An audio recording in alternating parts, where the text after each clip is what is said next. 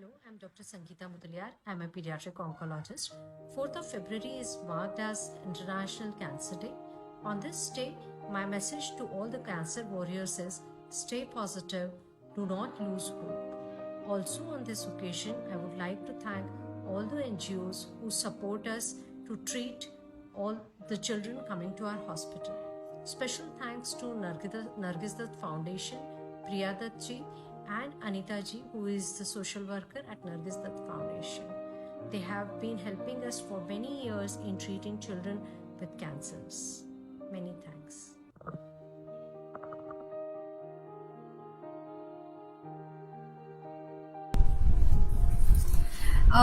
शुरुआत करते हैं गुड न्यूज से। कैंसर क्यूरेबल है। आप देख सकते हैं अपने स्क्रीन पर कई सारे सेलिब्रिटीज जिन्होंने कैंसर की जंग को जीता है। बट की इसमें यह है कि समय पर डायग्नोसिस और समय पर ट्रीटमेंट चालू होना बहुत जरूरी है।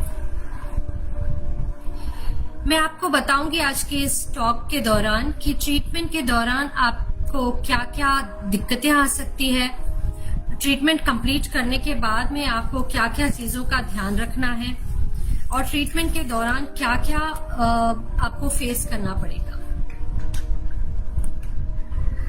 जब भी कैंसर को किसी भी परिवार के किसी सदस्य को कैंसर डायग्नोज होता है, स्पेशली अगर किसी बच्चे को, तो वो एक बच्चे की या एक परिवार के अकेले सदस्य की जंग नहीं होती, वह पूरे परिवार की जंग होती है। और इसलिए जब हमें किसी चीज के बारे में पूरी तरह से पता नहीं होता है तो वो हमें बहुत परेशान करती है। इसलिए जरूरी है कि हम पूरे परिवार के साथ में समझें कि तकलीफ क्या है, उससे हमें कैसे आगे जूझना है और किस तरह क्या ट्रीटमेंट में क्या क्या चीजें हमें ध्यान रखनी है। तो अपने डॉक्टर के साथ बैठे और पूरी तरह से समझें कि ट्रीटमेंट क्या है, किस तरह से आगे का ट्रीटमेंट किया जाएगा। जब पहली बार हमें डायग्नोज होता है कैंसर, तो उस समय मन की स्थिति बहुत विचलित होती है। इसलिए हम लोग कई बार पूरी तरह से समझ नहीं पाते कि आगे किस तरह से होगा, क्या होगा। इसलिए काउंसलिंग बार बार की जाती है, बार बार हमारे डाइटिशियन, हमारे दूसरे डॉक्टर्स आपके साथ मिलके बैठ के आपको समझाते हैं। और जरूरी है कि आप भी उसमें उतना ही इंटरेस्ट लें। अगर आपको कुछ समझ में नहीं आता है तो सामने से आकर डॉक्टर से पूछे आपके मन में जो भी प्रश्न हो। कैंसर का ट्रीटमेंट कितने दिन चलेगा, ये डिपेंड करता है किस टाइप का कैंसर है। कुछ कैंसर्स 2 से 2.5 साल का ट्रीटमेंट होता है, जबकि कुछ कैंसर्स का ट्रीटमेंट 6 से 8 महीने में कंप्लीट हो जाता है। और बहुत अलग अलग टाइप के ट्रीटमेंट्स होते हैं, डिपेंड करता है कि आपका कैंसर किस टाइप का है। तो आपको कीमोथेरेपी की दवाइयां दी जा सकती है, हो सकता है आपको रेडियोथेरेपी लेनी पड़े, हो सकता है आपका कोई ऑपरेशन हो, और कभी कभी बोन मैरो ट्रांसप्लांट भी करना पड़ता है। कीमोथेरेपी की दवाइयां बहुत अलग अलग तरीके से दी जाती हैं, जैसे कि मुंह से खाने की दवाई हो सकती है, कुछ इंजेक्शंस हो सकते हैं, जिस तरह हम इंसुलिन का इंजेक्शन लगाते हैं उस तरह के हो सकते हैं, कुछ IM इंजेक्शन हो सकते हैं, कुछ IV इंजेक्शंस हो सकते हैं, या इंट्राथिकल या पीठ के पीछे से दवाइयां दी जाती हैं।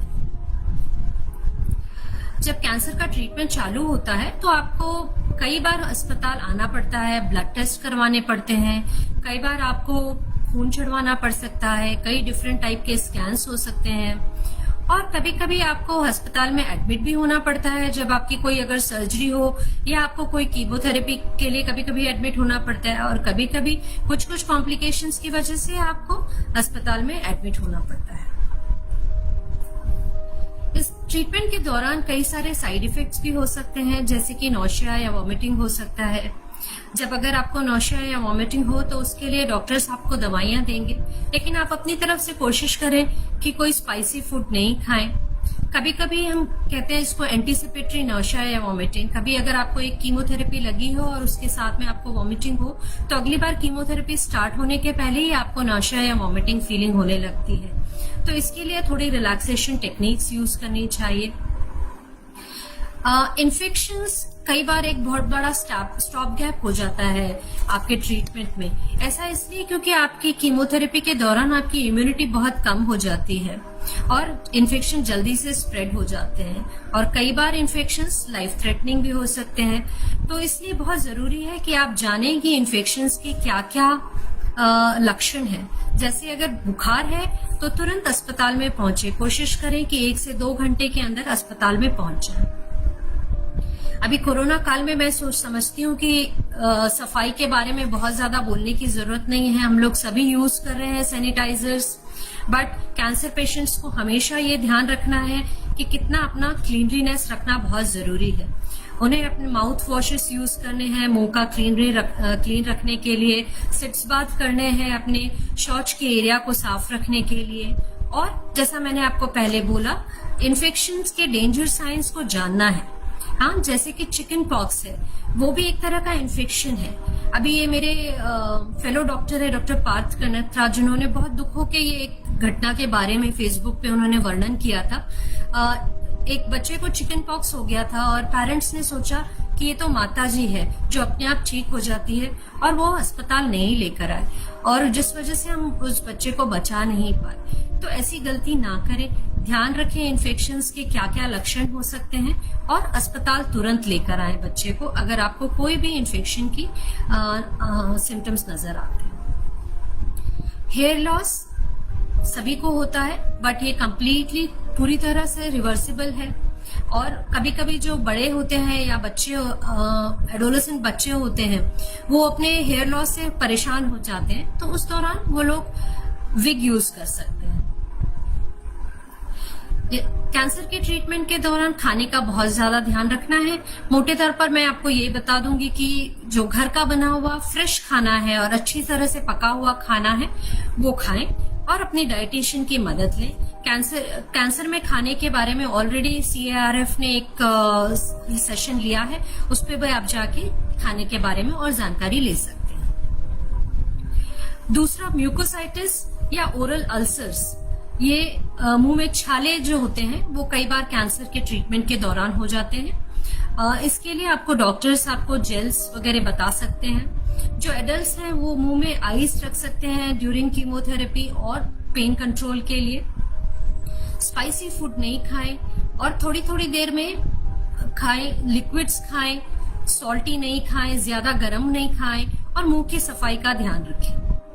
अगर ये बहुत ज्यादा बढ़ जाता है, जब जैसे हमारे मुंह के छाले तो हम सामने देख सकते हैं, लेकिन जो हमारी फूड की नली है ईसोफेगस, अगर उसमें भी हो जाता है तो खाना बिल्कुल नहीं खा पाते हैं। तो उस दौरान हमें न्यूट्रिशन IV सलाइन की तरह या टोटल पैरेंटल न्यूट्रिशन देना पड़ता है। कैंसर के ट्रीटमेंट के दौरान बहुत ज्यादा मानसिक उथल पुथल होती है। ऐसा इसलिए क्योंकि ड्यूरेशन ऑफ ट्रीटमेंट बहुत लंबा होता है। हम नहीं जानते आगे हमारा क्या होगा, हमारे जॉब का क्या होगा, कितनी बार एडमिट होना पड़ेगा, कौन सा इन्फेक्शन सामने आएगा। फिर मन में हमेशा ये भय लगा रहता है कि बीमारी वापस तो नहीं आएगी। और बच्चे को कैसे समझाएं कि ये कैंसर क्या है। और बच्चे लोग जो है, स्पेशली जो एडोलेसेंट होते हैं, जो समझदार बच्चे होते हैं, वो सब जानते हैं, और अगर उन्हें हम ठीक से बताए नहीं तो वो इस सिचुएशन को हैंडल करना उनके लिए भी बहुत मुश्किल हो जाता है। सो इस समय में हमें काउंसलर्स की हेल्प लेना चाहिए। इसमें कोई भी शर्म या झिझक नहीं होनी चाहिए। जो काउंसलर्स होते हैं आप उनके पास जाइए, उनके ग्रुप सेशंस में बैठिए या फिर इंडिविजुअल सेशन लीजिए। इसके अलावा और भी बहुत सारे तरीके हैं जिससे आप मेंटली स्ट्रांग हो सकते हैं, लाइक योगा, मेडिटेशन। और ये देखिए ये बच्चा कितनी अच्छी तरह से योगा कर रहा है। इसके अलावा प्ले थेरेपी, जो काउंसलर्स होते हैं या हमारे यहाँ जो टीचर्स हैं वो बच्चों के साथ में खेल के उनका मन बहलाते हैं। आप भी घर पे ध्यान रखिए कि जब भी बच्चों के साथ पूरे समय बीमारी या अस्पताल की बातें नहीं करें, उन्हें किसी न किसी खेल में इन्वॉल्व करके रखें। और ये देखिए हमारे कुछ हीरोज ने कितनी सुंदर तस्वीरें बनाई हैं। ये एक बहुत अच्छा तरीका होता है अपने स्ट्रेस के आउटलेट का। सो आर्ट्स एंड क्राफ्ट्स में बच्चों को जरूर इन्वॉल्व करें। जब पॉसिबल हो तो बाहर आए, और बट भीड़ में आना अवॉइड करना है, लेकिन जब पॉसिबल हो थोड़ी बहुत सनलाइट जरूर लें। ये खुद के लिए भी जरूरत है, पेरेंट्स के लिए भी और बच्चों के लिए भी। बच्चों का स्कूल छूट जाता है कैंसर के ट्रीटमेंट के दौरान, तो वाडिया अस्पताल में एक अंदर ही शाला बनाई हुई है जिसमें बच्चे पढ़ते हैं। अगर वो आपके अस्पताल में वैसी सुविधा उपलब्ध ना हो तो घर में बच्चों की पढ़ाई चालू रखें, क्योंकि जब बच्चा ठीक होके जाएगा तो उसे ऐसा नहीं फील होना चाहिए कि वो अपने दूसरे साथियों से पिछड़ गया है। खेलना और एक्सरसाइज बहुत जरूरी है, उससे हैप्पी हार्मोन्स निकलते हैं। और पर जो बच्चा ट्रीटमेंट ले रहा है या जो भी एडल्ट आप ट्रीटमेंट ले रहे हैं, कोई भी एक्सरसाइज करने के पहले डॉक्टर्स की सलाह जरूर लें। बट एक्सरसाइज पेरेंट्स के लिए भी उतना ही जरूरी है। जब आप ट्रीटमेंट करा रहे हैं तो आपको इतनी स्ट्रेस होती है, अपने आप को हेल्दी रखना बहुत जरूरी है। अगर आप अपने आप को हेल्दी नहीं रखेंगे तो बच्चों की देखभाल करना मुश्किल हो जाएगा। जिनके और भी बच्चे हैं वो दूसरे बच्चों का जरूर ध्यान रखें, क्योंकि ट्रीटमेंट के दौरान ऐसा नहीं हो कि दूसरा बच्चा निग्लेक्ट हो जाए, तो उनकी तरफ भी ध्यान रखें। उनको अपने जो बच्चा बीमार है उसकी केयर में इन्वॉल्व करें, वो उनके जो प्रश्न आते हैं उनको जवाब दें। तो ये था ट्रीटमेंट के दौरान जो अपने को ध्यान रखना है उसके बारे में। जब ट्रीटमेंट कंप्लीट हो जाएगा उसके बाद में क्या? जब ट्रीटमेंट कंप्लीट होता है उस समय 2-2.5 साल तक आप आपके डॉक्टर्स और आपके टीम के साथ इतना जुड़ जाते हैं कि जब ट्रीटमेंट खत्म होता है आप ये समझ नहीं पाते कि अब आगे क्या। और इतने फ्रीक्वेंट आपको करीब कई बार तो डेली आना पड़ता है अस्पताल, और फिर वो सडनली बंद हो जाता है, तो आपके मन में कई प्रश्न आते हैं कि अब आगे क्या। मन में ट्रीटमेंट खत्म होने के बाद फिर ये प्रश्न आता है कि बीमारी वापस तो नहीं आ जाएगी। तो ट्रीटमेंट के खत्म होने के बाद में जो करना है, रेगुलर फॉलो अप रिक्वायर्ड है। वो डॉक्टर आपको बताएंगे कि आपको कितने फ्रीक्वेंसी पे आना है। शुरू में यूजुअली मंथली, 2 मंथली या फिर 6 मंथली बुलाया जाता है, फिर धीरे धीरे साल में एक बार बुलाया जाता है, बट वो फॉलो अप जरूरी है। और उसके बाद में वैक्सीन दी जाती हैं, जो ट्रीटमेंट कंप्लीट होने के बाद में इम्यूनिटी खत्म हो जाती है। जो भी हमने बच्चों को लस दी है उसकी इम्यूनिटी सब खत्म हो जाती है, इसलिए वैक्सीन रिपीट की जाती हैं। फिर जो खाने पीने की आपने अच्छी आदतें ट्रीटमेंट के दौरान लगाई हैं, हेल्दी फूड खाने की, वो कंटिन्यू रखें। एक्सरसाइज कंटिन्यू रखें। बच्चों को बाहर खेलने के लिए एनकरेज करें। और स्क्रीन टाइम, क्योंकि क्या होता है जब ट्रीटमेंट चल रहा है कई दिन तक बच्चा हॉस्पिटल में कई बार एडमिट रहता है, और हम लोग भी काफी लीनियंट हो जाते हैं बच्चों के लिए। हम लोग उनको टैब, टीवी, मोबाइल ये सब बहुत देर तक खेलने के लिए देते हैं। तो जब ट्रीटमेंट खत्म हो जाए, इनफैक्ट ड्यूरिंग ट्रीटमेंट भी ये एनकरेज नहीं करना चाहिए। जैसे मैंने पहले बताया, कोई न कोई फिजिकल एक्टिविटी और आर्ट्स क्राफ्ट में इन्वॉल्व रखे बजाय कि टीवी और स्क्रीन टाइम के। ट्रीटमेंट के दौरान कई बार बच्चे लोग स्टेरॉइड्स पे रखा जाता है, जिसकी वजह से उनका वजन बढ़ जाता है और उन्हें ज्यादा खाना खाने की हैबिट हो जाती है। तो ट्रीटमेंट के बाद में भी कई बच्चों के साथ ये कंटिन्यूड रहता है। तो ये ध्यान रखें कि एक हेल्दी वेट मेंटेन करना है अपने को, क्योंकि बहुत ज्यादा मोटा होना भी स्वास्थ्य के लिए अच्छा नहीं है। कई सारी अदर एंडोक्राइन प्रॉब्लम्स उसकी वजह से आ जाती हैं। कई बच्चों को कई दवाइयां दी जाती हैं जिससे लंग्स पे भी इफेक्ट होता है। एज सच टोबैको अच्छी बात नहीं है, और स्पेशली अगर आपका कैंसर का ट्रीटमेंट हुआ है तो नो टोबैको। ध्यान रखें बच्चे अच्छी तरह से सोएं, ये बहुत जरूरी है। और इसके लिए सोने के पहले नो मोबाइल। कुछ और तकलीफें इसके अलावा भी आ सकती हैं कैंसर के ट्रीटमेंट के बाद में, जैसे अगर कई बच्चों को रेडिएशन दिया जाता है, अगर उन्हें ब्रेन से रिलेटेड कैंसर हो या ब्रेन में कैंसर ल्यूकीमिया हो तो उन्हें रेडिएशन दिया जाता है, तो उन्हें उनकी याददाश्त या मेमोरी पे थोड़ा असर आ सकता है। कुछ बच्चों को जैसे मैंने बताया स्टेरॉइड की वजह से या कोई एंडोक्राइन प्रॉब्लम की वजह से ओबेसिटी, वजन ज्यादा बढ़ना या हाइट कम रहना वो हो जाता है। उन्हें कई बार बड़ा मन में गुस्सा रहता है कि बाकी बच्चों के साथ नहीं पर मेरे साथ इतना 1.5-2 साल मुझे इतना परेशान रहा, तो कई सारे इमोशनल इश्यूज आते हैं। पेरेंट्स के साथ में भी कई बार बिकॉज इतने दिन तक स्ट्रेस में गए हैं तो मैरिटल स्ट्रेस वगैरह आता है। और बच्चों को डिसिप्लिन करने में भी डिफिकल्टी आती है। तो ये सारी प्रॉब्लम्स भी होती हैं। ज्यादातर हॉस्पिटल में, एटलीस्ट हम लोग वाडिया हॉस्पिटल में एक ACT क्लिनिक चलाते हैं, जिसको कहते हैं after completion of treatment therapy. आप उसमें विजिट करें और डॉक्टर्स के साथ में अपनी प्रॉब्लम्स शेयर करें। तो अकॉर्डिंगली आपका अगर एंडोक्राइन प्रॉब्लम है तो हमारे साथ में एंडोक्राइनोलॉजिस्ट भी बैठते हैं इस क्लिनिक में। अगर आपको कोई इमोशनल इश्यू है तो काउंसलर, साइकोलॉजिस्ट भी साथ में बैठते हैं। और बच्चों को किस तरह से समझाना है, ये सारी टेक्निक्स आपको बताई जाती है। अभी मैं कुछ फ्रीक्वेंटली आस्क्ड क्वेश्चंस है जो पेरेंट्स अक्सर पूछते हैं ट्रीटमेंट खत्म होने के बाद में, वो आपके साथ शेयर करूंगी। पहला क्वेश्चन है कि मेरे बच्चे का अभी कैंसर तो ठीक हो गया है, do I still need to bring him or her to the hospital, do we need to continue the same lifestyle and for how long. मतलब कि हमें हमेशा आना पड़ेगा क्या अस्पताल? तो मैंने आपको अभी मेरे प्रेजेंटेशन के दौरान बताया, आपको आना चाहिए, क्योंकि अगर कोई भी तकलीफ है या कुछ भी प्रॉब्लम है, हम लोग जल्दी पकड़ सकते हैं उसको। वो प्रॉब्लम कीमोथेरेपी की वजह से हो सकती है, वो प्रॉब्लम कैंसर की वजह से हो सकती है, या कोई भी इश्यू है तो उसे जल्दी पकड़ा जा सकता है। और कोई भी चीज अगर हम जल्दी उसको पकड़ लें तो उसका इलाज या उपाय टाइम से कर सकते हैं। कई पेरेंट्स जानना चाहते हैं कि क्या दूसरी पैथीज लाइक एलोपैथी या होम्योपैथी हम लोग ट्राई कर सकते हैं, क्या वो पैथीज से रिलैप्स प्रिवेंट किया जा सकता है? तो हमारी नॉलेज में तो ऐसा कुछ नहीं है जिससे रिलैप्स प्रिवेंट किया जा सकता है। बट हमें ये ध्यान रखना है कि कोई भी सिम्टम्स हैं जो अनयूजुअल सिम्टम्स हैं, उन्हें हम उनकी तरफ अपना ध्यान रखें। बट हमारी नॉलेज में ऐसा कुछ नहीं है। अगर आप कोई दूसरी पैथी के ट्रीटमेंट लेना चाहते हैं तो आप उनसे भी खुल के बात कीजिए, उनसे पता कीजिए कि उसकी कोई साइड इफेक्ट्स तो नहीं है। जैसे अभी हमने कैंसर का जब हम ट्रीटमेंट चालू करते हैं एलोपैथी में, तो हम आपको बताते हैं कि हम कीमोथेरेपी यूज करेंगे और उसके क्या साइड इफेक्ट्स होंगे। तो कोई भी अगर आप दूसरी पैथी यूज कर रहे हैं तो उसके बारे में पूरी जानकारी लीजिए, उसके बगैर आप उसे नहीं चालू कीजिए। और कुछ कुछ पैथीज में ऐसी दवाइयां होती हैं जो आपके किडनी पे या लिवर पे भारी असर कर सकती है, तो बिना सोचे समझे कोई दूसरी दवाइयां ना लें। क्या डेंजर साइंस हमें देखने चाहिए?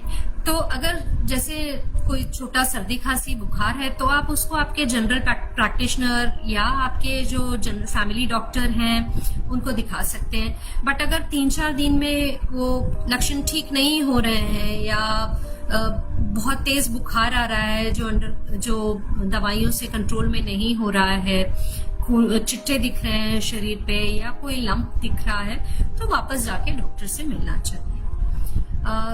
कुछ पेरेंट्स ने पूछा है कि क्या मेरे बच्चे को आगे इससे प्रॉब्लम होगी, लाइफ में फ्यूचर में प्रॉब्लम हो सकती है, कीमोथेरेपी का मेंटल या फिजिकल ग्रोथ पे इश्यू हो सकता है क्या? हो सकता है, स्पेशली जैसे अगर रेडियोथेरेपी देते हैं तो उससे मेनली ग्रोथ के ऊपर इफेक्ट होता है। इसीलिए ये इम्पोर्टेंस दिया जाता है कि रेगुलर फॉलोअप रखा जाए। अगर रेगुलर फॉलोअप रखा जाए और देखा जाए कि बच्चे का ग्रोथ बराबर से नहीं हो रहा है तो उसके लिए भी इलाज किया जा सकता है। कई पेरेंट्स का पूछना है कि क्या मेरा बच्चा आगे जाके उसके बच्चे हो सकते हैं क्या, और अगर वो होते हैं तो वो नॉर्मल होंगे या नहीं होंगे। तो ज्यादातर कैंसर ट्रीटमेंट जो सर्वाइवर्स हैं उन्हें प्रॉब्लम नहीं आती है। कईयों को प्रॉब्लम आ भी सकती है क्योंकि कुछ कुछ दवाइयां कीमोथेरेपी ऐसी होती हैं जो कि फ्यूचर कंसीव में प्रॉब्लम कर सकती है। और कई बच्चे लोगों को लाइक ओवेरियन कैंसर या टेस्टिकुलर कैंसर या ओवेरियन इन्वॉल्वमेंट या टेस्टिकुलर इन्वॉल्वमेंट होता है, तो उसमें बेबी कंसीव करने में प्रॉब्लम हो सकती है। पर आजकल उसके लिए भी काफी सारे नए उपाय आ चुके हैं, like sperm preservation and all, वो सब भी हो सकता है। तो इसके लिए आप डॉक्टर से मिलें और उन्हें अपनी प्रॉब्लम बताएं, वो आपकी प्रॉब्लम जरूर सॉल्व करेंगे। फ्यूचर जनरेशन को भी प्रॉब्लम हो सकती है कि नहीं? कुछ कैंसर्स जेनेटिक होते हैं वो आपके डॉक्टर से आप पूछेंगे तो वो आपको जरूर समझाएंगे कि कौन सा कैंसर जेनेटिक वाला है, कौन सा नहीं है। और अगर वो जेनेटिक कैंसर है तो अपनी पूरी फैमिली का चेकअप जरूरी होता है और उसमें हो सकता है कि प्रॉब्लम्स आए। बट मेरा ये कहना है कि बहुत टेंशन लेके या आगे क्या होने वाला है उसको हम सोचते हुए आज क्या हम कर रहे हैं वो ध्यान रखेंगे तो हम सबके लिए बहुत अच्छा है। आज हम अच्छा खाएं, एक्सरसाइज करें, ज्यादा टेंशन नहीं करें और कोई ना कोई फॉर्म में अपने मन को कंट्रोल करने के लिए लाइक योगा, मेडिटेशन ऐसा कुछ करेंगे तो आगे की तकलीफें हमेशा कम होंगी। हमारा आज अगर अच्छा है तो कल डेफिनेटली अच्छा होगा।